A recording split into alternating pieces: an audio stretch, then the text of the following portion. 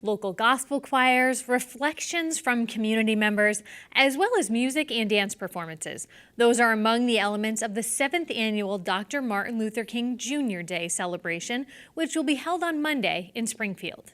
President Ronn Johnson of the Martin Luther King Jr. Family Services and Eileen McCaffery of the Community Music School spoke with producer Alejandro Cameron about how the event has evolved.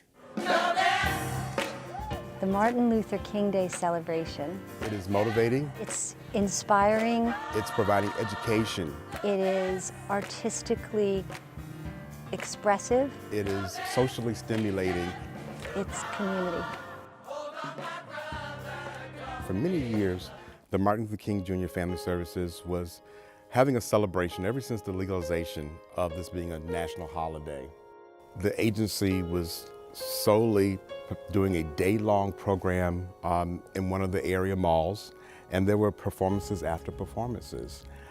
When I came to the agency 6 years ago, I wanted to keep that spirit of the community coming together in celebration, but I thought that we could do it in a more efficient way, and I thought about the Community Music School.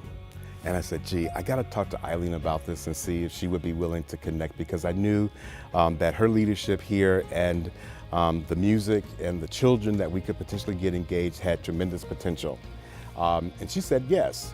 And I'd seen for a number of years, I'd seen Ben Smith doing dramatic presentations, dance ensembles, and I'd seen him do something that around the life of Dr. King that really inspired me a great deal. And I invited Ben to participate, and he said yes. So initially we began with the three of us. We figured we'd have 200 people that would come out for it. Well, we were probably closer to 700 people in this space. Things where it was middle of winter and it didn't matter. Doors were open, people were flowing out. People were sitting on the floors, standing everywhere. There was not a space in here. It started as 3 partners, and then we were fortunate to continue to build capacity in many ways, actually. One was when we outgrew the space, we reached out to the MassMutual Center because we needed a place that would allow us to grow and also would create that sense of community spirit. It's accessible, it's right in the center of town, and it really sort of set the tone that said, as we grow the partnerships, we will be able to accommodate the families. Because the last thing we wanted to do was be a place to turn people away when they wanted to come together to recognize and celebrate the legacy. Barrier-free. Barrier-free.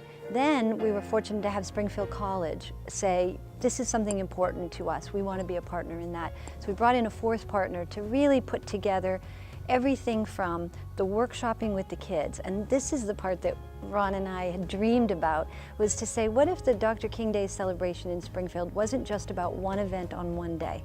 What would it look like if for months and months, kids all through the city, adults, people who don't even live in Springfield, who live maybe up in Amherst, want to connect into this event? What would it look like if we prepared all year long? And really in the months of November and December worked really hard. So we started doing these workshops, which exist at the Dr. King, at the MLK Family Services Center. They also exist all throughout the city of Springfield. Right now, this week, there are over 1,000 kids in the Springfield schools who are working on music or singing, in other words, instrumental music, singing, and then at Dream Studio, the kids are working on dance and choreography that is just exquisite. And all of this is coming together so that when they showed up together, even though they're from different schools and different community centers, they're all working on the same pieces. And so it's magic because they're making friends and they're building that beloved community that Dr. King envisioned. For us, it's one of the highlights of the year because even though it's a lot of work and it creates an enormous amount of connections into the community, which is exhausting and thrilling at the same time, because now we have to make sure we hold a standard of what it is that we are trying to achieve, even as we grow exponentially in the number of partners. The idea of a beloved community is something that Dr. King spoke frequently about. So as the Martin Luther King Jr. Family Services in Springfield, I feel that we have the responsibility to carry that legacy forward. I think the uplifting part is we're always so surprised at how beautiful the community comes together and shares whatever they have, whatever the resource is. This process starting back with just us being brave and saying, can we do this thing? Yes. And now it's this beautiful outpouring of support and of just really what is a beloved community where people bring what they can, they trust each other, and then they come together and celebrate something that is very Springfield-centric, but also is very much, you know, the human experience, right? Which is putting things together and building something that you can't build on your own. Events like this, I believe, reaffirm that we live in a great community and there are great possibilities, and that there's tremendous hope when we look in the eyes of these children and see the seeds that we're planting for how they can become activists in their own space for peace and justice.